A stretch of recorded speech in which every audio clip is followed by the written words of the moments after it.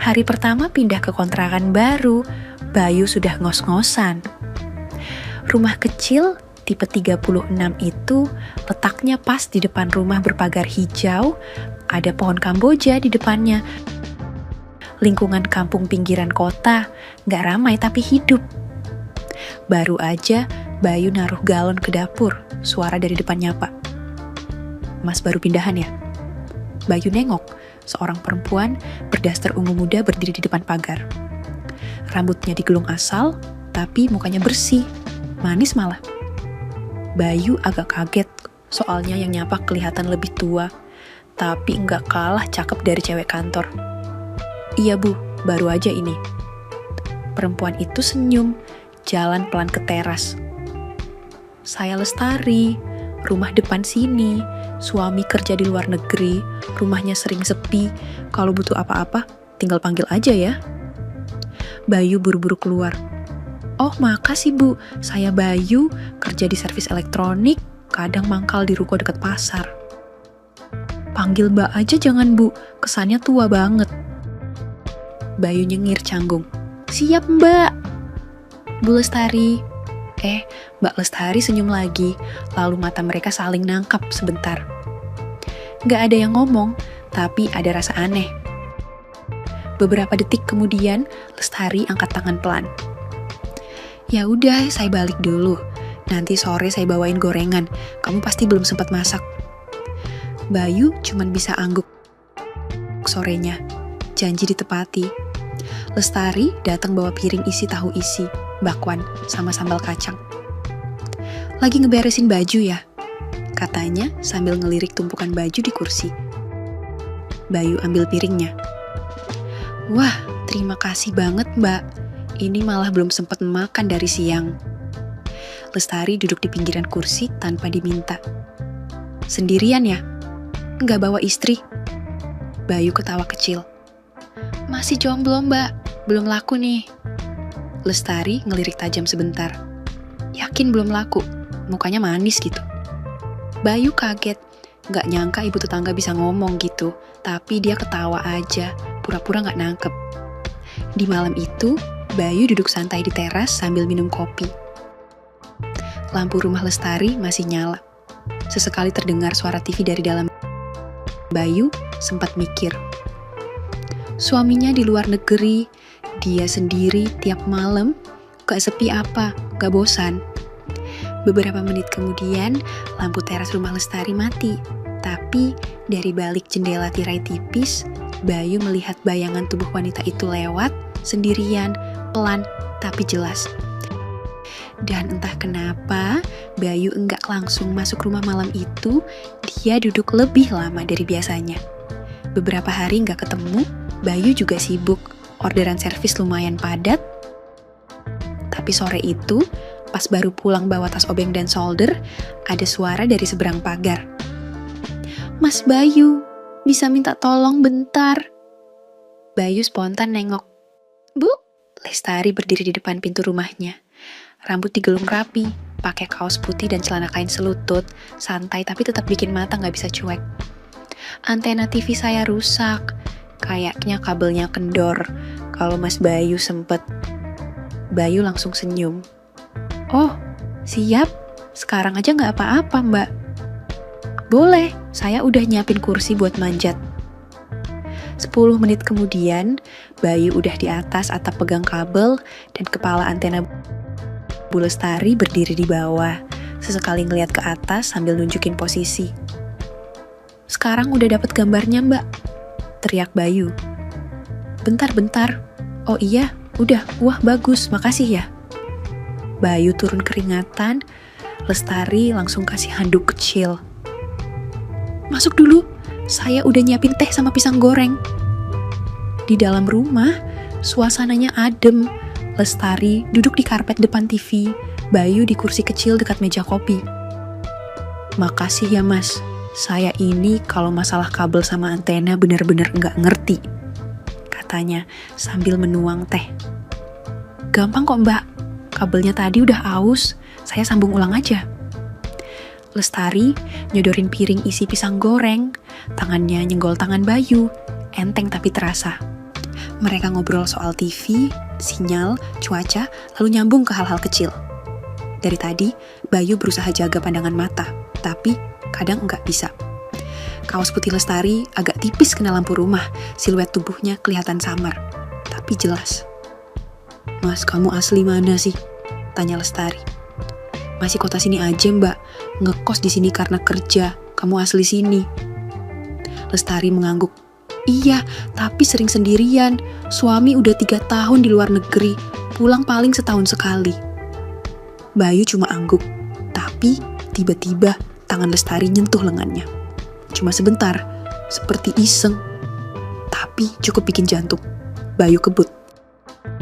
"Gak gatel kan tadi manjat-manjat?" katanya sambil senyum. Bayu garuk leher gugup. "Enggak, Mbak, biasa aja." Lestari nyender ke bantal. "Jarang ada cowok yang sopan kayak kamu. Tetangga Cindy nih, banyak yang gak enak." Bayu cuman bisa senyum, tapi pikirannya udah kemana-mana. Malam makin larut, teh habis, gorengan tinggal 2. Lestari berdiri, bawa piring ke dapur. Tapi sebelum masuk, dia nengok ke arah Bayu. "Mau nambah teh?" tanyanya, tapi nadanya lebih pelan, lebih halus. Bayu berdiri juga. "Wah, saya pamit aja, Mbak, takut kebablasan." Lestari menatap sebentar, lama, senyumnya samar. "Iya, hati-hati, tapi kapan-kapan mampir lagi ya, pintu gak dikunci." Bayu gak jawab, dia cuma angguk, lalu keluar pelan-pelan.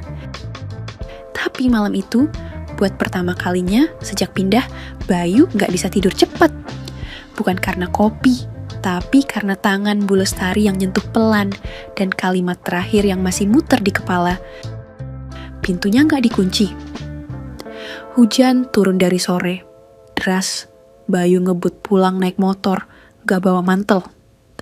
Kaos dan celana, jeansnya udah basah separuh, angin dingin bikin menggigil. Pas belok ke gang, matanya langsung lihat cewek berdiri di bawah pohon mangga, nahan tas pakai kedua tangan. Rambut panjangnya udah lepek, daster bunga-bunga nempel di badan karena kehujanan. Itu Bu Lestari, sendirian. Bayu ngerem, berhenti di sampingnya. "Mbak, nunggu apa? Hujan gini nyari ojol susah." Lestari noleh, senyumnya tipis tapi matanya nyari perlindungan. "Iya ini, aku dari tadi order, gak ada yang nyangkut. HP juga sinyalnya jelek banget. Pulang aja bareng, ayo daripada kelamaan." "Yakin?" "Iya, naik aja bakso sekalian." Bayu gas motor pelan-pelan, Lestari duduk di belakang, sama-sama gak pakai mantel. Tangan Lestari mulai pegang bahu Bayu, lalu turun ke perut. Terus tiba-tiba, dia peluk erat dari belakang. Bayu nahan napas. Hujan masih deras, jalan sepi, tapi dekapan hangat itu lebih mengusik daripada derasnya hujan. Sampai di depan rumah Lestari, Bayu berhenti. Lestari turun pelan, napasnya agak berat. "Mas, masuk dulu aja ya, kita basah semua, ntar masuk angin." Bayu cuma angguk, baju dan rambutnya udah basah kuyup. Mereka masuk rumah, Lestari duluan, Bayu nyusul di belakang. Dalam rumah lampu nyala, Lestari masuk kamar sebentar, keluar lagi bawa handuk kecil. "Ini Mas, handuk buat ngeringin rambut, santai aja, gak usah malu." Bayu duduk di kursi kayu dekat meja makan, badannya masih basah. Tapi matanya kini lebih fokus ke Bu Lestari yang sekarang ganti daster baru, warnanya terang dan lebih tipis. "Tunggu bentar, aku bikin jahe anget ya," katanya sambil jalan ke dapur. Bayu ngelap rambutnya, tapi matanya terus nyuri pandang. Gak lama, Lestari datang bawa 2 cangkir. Dia duduk di sofa, lalu nunjukin tangan. "Sini Mas, duduk sini aja." Bayu maju, duduk dekat. Lestari memandangin wajahnya lama. "Mas Bayu, kamu bikin aku ngerasa gak sendirian." Bayu diam, lalu pelan-pelan tangan Lestari megang tangannya, lalu ditarik ke arahnya, dekat hangat. Hujan masih deras di luar, tapi di dalam lebih ribut. Jantung Bayu. Lestari geser mendekat, napas mereka saling beradu, hidung saling bersentuhan. "Aku kangen, pelukan kayak gini," bisiknya. Bayu rangkul pinggang Lestari, pelan, lalu makin erat. Bibir mereka ketemu, lembut, tapi gak bisa bohong. Ada lapar yang lama ditahan. Malam itu semuanya terjadi di ruang tengah. Lestari sendiri yang tarik Bayu ke kamar, tanpa banyak kata. Hujan masih jadi musik latar. Daster itu meluncur sendiri ke lantai.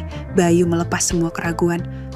Mereka saling peluk, saling menghangatkan, saling tutup luka.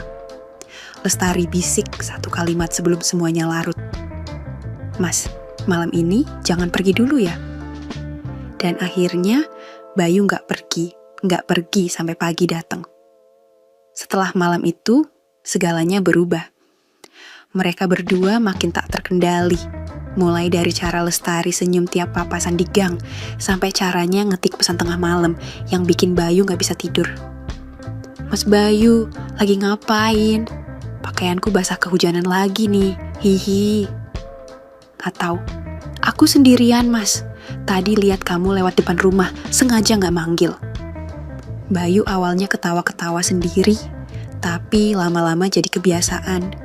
Dan tiap tengah malam, selalu ada aja alasan buat datang. Entah katanya gatal di punggung, entah panci bocor, entah pintu belakang bunyi sendiri, tapi ujung-ujungnya mereka duduk dekatan. Mulai dari sentuhan pelan, terus makin liar. Pernah satu malam, Bayu cuma pakai kaos oblong dan celana pendek, disuruh bantuin benerin kipas. Tapi baru 5 menit di dalam rumah, Lestari udah berdiri di belakang, tangannya melingkar ke perut Bayu. "Mas panas ya, aku juga." Setelah itu, mereka gak banyak omong, tubuh lebih pandai bicara berbulan-bulan begitu. Bayu kayak kecanduan. Tiap malam nungguin HP getar, dan tiap HP getar, hati ikut deg-degan. Lestari makin berani. Kadang sengaja jalan ke warung pakai kaos tipis tanpa daleman. Kalau Bayu lagi nongkrong depan rumah, dia senyum, nyapa, kadang nyolek iseng. "Mas, nanti malam kamu kesini ya, aku masak mie pakai telur." Lalu diakhiri emot cium. Bayu tahu maksudnya bukan cuma mie. Tapi makin hari, makin sesak. Bayu mulai gak enak hati, kadang mikir sampai bengong sendiri di warung kopi. Dia belum pacaran sama siapa-siapa, tapi setiap detik pikirannya diisi satu nama, Bu Lestari. Wanita 4 tahun lebih tua, tetangga depan rumah, istri orang yang sedang kerja jauh di negeri orang. Bayu kayak susah banget buat nolak, gak berani juga berhenti, dia suka semuanya. Cara Lestari manja, caranya menggoda, bahkan caranya ngomel pelan kalau Bayu terlambat datang. Mereka kayak pasangan, tapi gak ada status, gak ada arah, dan itu terus berulang, malam demi malam. Dengan alasan-alasan yang makin tipis, tapi tetap kuat mengikat. Sampai Bayu sendiri gak tahu, dia ini jatuh cinta atau cuma ketagihan. Hari itu, mobil hitam berhenti depan rumah Bu Lestari. Dari balik pintu, muncul laki-laki berperawakan tinggi, kulit legam, wajah keras. Bawa koper besar dan 2 kantong plastik, isinya oleh-oleh Pak Seno, suami sah yang lama pergi. Bayu lihat dari balik tirai kamarnya, jantungnya langsung turun ke perut. "Loh pulang, kok enggak bilang-bilang dulu?" Suara Lestari nyaring terdengar dari teras, dibuat seolah kaget. Malam itu, rumah depan terang benderang, gak ada pesan, gak ada kode, sunyi. 3 malam berlalu, Bayu mulai gelisah, tapi menahan. Sampai akhirnya, malam keempat, HP-nya getar. "Mas Bayu, kangen gak?" Bayu terdiam lama lalu balas, "Bukannya Pak Seno udah pulang? Kerjanya sekarang pulang seminggu sekali, hari ini udah balik ke site, 2 hari kosong," balas Lestari. Bayu cuma ngetik singkat, "Ya udah, ntar malam aku kesana. Malam itu seperti malam-malam sebelumnya, tapi suasananya beda, lebih tegang, lebih cepat, lebih nekat. Di sela pelukannya, Bayu bisa rasain nafas Lestari lebih cepat. Mas, jangan lama-lama ya, kalau ketahuan habis kita. Bayu angguk, tapi matanya tetap di matanya, tetap ada rindu, tetap ada hasrat yang menumpuk. Hubungan mereka makin seperti balapan dengan waktu. Lestari makin agresif, kadang dia yang narik tangan Bayu duluan, kadang dia buka pintu sebelum Bayu sempat ketuk. Tapi di antara pelukan dan ciuman yang terburu-buru itu, Bayu mulai sadar, ini udah bukan lagi soal iseng, dia udah terlalu jauh masuk. Hari-hari berikutnya jadi lebih berbahaya Pak Seno, pulang tiap Sabtu pagi, balik ke site Minggu malam. Di antara waktu itu, rumah depan jadi mati. Tapi begitu Senin datang, lampu ruang tamu nyala lagi. Lestari duduk di sofa, santai. Mas, masuk. Dan Bayu masuk, lagi dan lagi. Meski sekarang, rasa takut mulai ikut tidur di kasur yang sama. Mulai bulan ini, Pak Seno lebih sering di rumah, jadwalnya berubah, seminggu kerja, seminggu libur. Artinya, separuh bulan, Bayu harus nahan diri. Lestari juga mulai susah diajak ketemu. Kadang cuma balas singkat, kadang read doang. Bayu gelisah, tiap lihat lampu rumah depan mati lebih awal, pikirannya liar. Ngebayangin kamar itu, udah ada isinya, dipakai yang seharusnya Minggu malam, Bayu baru dapat pesan lagi. Mas, besok dia udah berangkat, kapan kesini? Bayu gak langsung balas, tapi besok malamnya dia datang kayak biasa, ngetuk plat. Lestari buka pakai piyama coklat, rambut diikat asal. Masuk. Di dalam, mereka gak banyak basa-basi, langsung tenggelam di sofa yang sama. Tapi kali ini, Bayu gak bisa bohong. Ada rasa asing di kepalanya, bayangan Pak Seno belum hilang. Setelah semuanya usai, Bayu duduk lemas. Lestari justru senyum-senyum sambil merapikan rambutnya. Hehehe, Mas Bayu kok diam aja? Bayu geleng pelan. Enggak, cuman tadi siang aku lihat kalian di warung, pegangan tangan. Lestari tertawa kecil. Lah emang suamiku mas, masa mau aku tolak? Bayu diam, Lestari lalu jalan ke dapur, ambil minum, lalu balik sambil duduk di pangkuan Bayu. Tapi nyaman sama kamu kok, lebih sabar, lebih lembut. Lalu dia bisik di telinga Bayu. Dia gak pernah bisa bikin aku jadi kangen banget kayak kamu. Bayu tersenyum tipis, tapi hatinya ngilu. Mau seneng, tapi juga malu. Rasanya seperti rebutan barang yang bukan miliknya. Tapi udah kadung sayang. Sejak malam itu, Bayu mulai cemburu aneh. Tiap lihat Pak Seno pulang, dia jadi malas keluar kamar. Tapi tiap Lestari kirim pesan, dia tetap datang. Seperti kecanduan, tapi tahu ini racun. Hubungan itu tetap jalan, tapi sekarang Bayu lebih banyak diam, lebih banyak mikir, dan Lestari tetap seperti biasa, manis, hangat, tapi juga tega. Dia bisa bagi hati kedua lelaki, satu resmi, satu rahasia, dan Bayu cuma bisa ikut permainan itu. Meski dalam hati dia mulai takut nanti dia yang benar-benar ditinggal.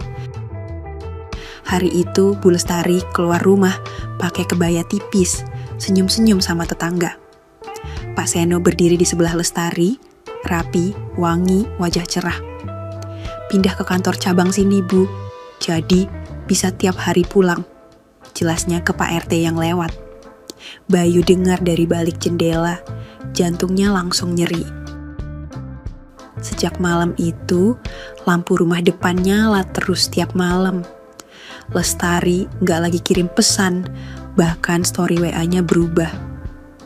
Foto makanan bareng suami, selfie berdua di taman kota, caption manis. Bayu muak, tapi tetap penasaran. 2 minggu gak ketemu. Lalu, tiba-tiba malam Kamis itu, pintu pagar rumah depan diketuk pelan. Bayu keluar, Lestari berdiri di bawah lampu teras, pakai jaket hoodie, wajah lelah. "Mas, jalan sebentar. Yuk, ke gang belakang aja." Bayu nurut, mereka jalan pelan di jalan gelap pinggir kebun. "Gak bisa sering lagi sekarang, Mas." Suara Lestari pelan tanpa tatap mata. Bayu gak jawab. "Tapi aku masih pengen," lanjut Lestari. "Cuman, ya waktunya gak seperti dulu." Bayu tarik nafas panjang. "Bu, kamu masih anggap ini cuman mainan?" Lestari senyum kecil. "Awalnya iya, sekarang rumit, Mas." Dia udah berubah, lebih perhatian, lebih sayang. Aku ngerasa bersalah. Bayu diam, lalu akhirnya tanya lirih. "Ya udah, jadi kita selesai?"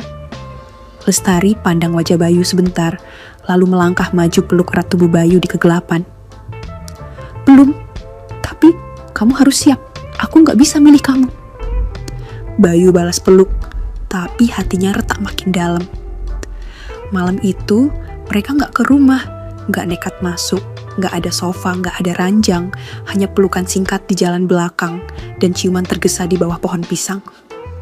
Dan Bayu tahu, sebentar lagi dia hanya jadi bagian kecil dari masa lalu perempuan itu. Pagi itu, suara riuh dari rumah depan dibikin Bayu bangun lebih cepat. Pak Seno tertawa keras, suara kursi diseret-seret, dan Lestari bersuara girang. "Alhamdulillah, 2 bulan, Pak. Positif." Bayu terduduk di kasur. Napasnya tercekat. Dia gak butuh konfirmasi lebih panjang. Dia tahu, itu anaknya. Beberapa hari kemudian, Lestari kirim pesan. Pertama kalinya setelah 2 minggu. "Mas bisa ketemu sebentar di belakang rumah, 5 menit aja." Bayu datang, masih dengan hati campur aduk. Lestari berdiri kaku, senyumnya datar, bukan senyum manja kayak dulu. "Mas, aku hamil." Bayu gak jawab, hanya menatap. Lestari melanjutkan pelan. "Kemungkinan besar itu kamu." Bayu nyengir pahit. "Terus aku harus gimana?" Lestari melirik sebentar, lalu buang pandang. "Gak usah gimana-gimana.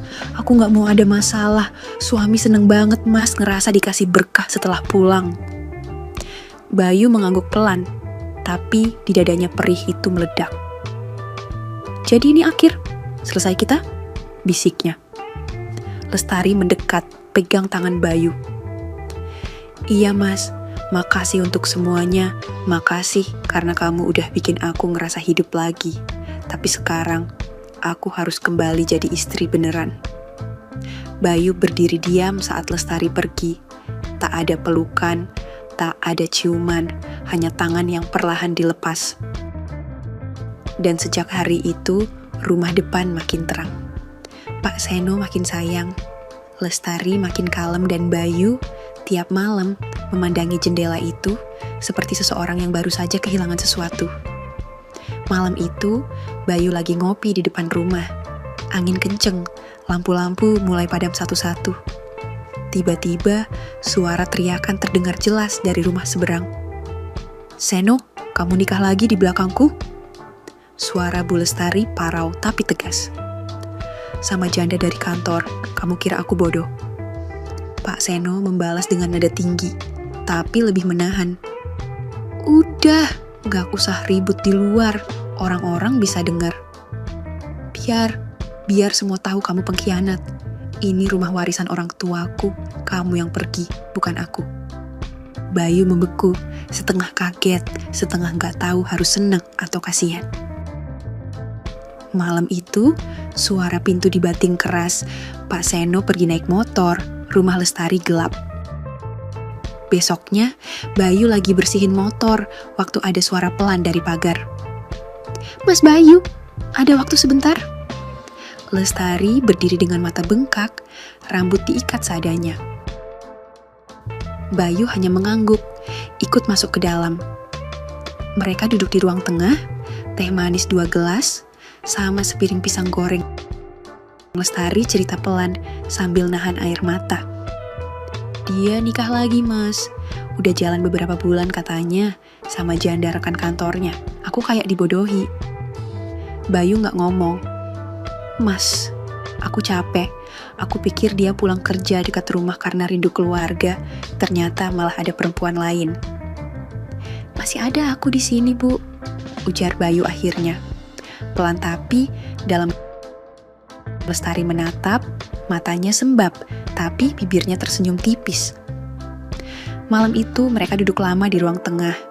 Nggak ada yang frontal, nggak ada pelukan. Tapi aura itu ada. Rasa yang pernah padam mulai nyala lagi, pelan-pelan. Malam-malam berikutnya, Lestari mulai sering kirim pesan lagi. Mas Bayu udah makan? Kalau sempet mampir ya, aku bikin tempe mendoan. Bayu dateng, tapi kali ini mereka lebih hati-hati. Nggak ada pelukan di gang belakang, nggak ada ciuman di bawah pohon pisang. Semua kembali ke awal, diam-diam, tapi dalam bahkan lebih dari sebelumnya. Dan Bayu tahu, meski Pak Seno masih jadi suami sah, dia bukan lagi laki-laki yang tinggal di rumah itu. Tangisan Bayu pecah dari rumah depan. Bayu ngintip dari balik jendela. Lihat ibu bidan baru aja keluar. Anak laki-laki ya, Bu Lestari? Iya, sehat alhamdulillah. Lestari tersenyum lelah, rambutnya basah keringat, tapi wajahnya tenang. Pak Seno, gak kelihatan batang hidungnya sejak 2 bulan terakhir. Cerai? Sudah, diam-diam. Lestari sekarang sah jadi janda dengan 1 anak laki-laki yang gak pernah dia bisikkan siapa bapaknya. Waktu jalan terus, Bayu makin sering ke rumah, ngurusin lampu rusak, nyuci mobil, kadang cuma duduk nemenin Lestari nyuapin anaknya. Mas Bayu, kamu tahu anak ini mirip siapa? Bayu senyum. Mirip kamu lah, pipinya Cabi. Lestari nyolek pelan. Cabi dari siapa coba? Mereka ketawa, tapi di antara tawa itu ada rasa yang dulu sempat mereka buang jauh-jauh. Dan sekarang balik sendiri, minta diterima.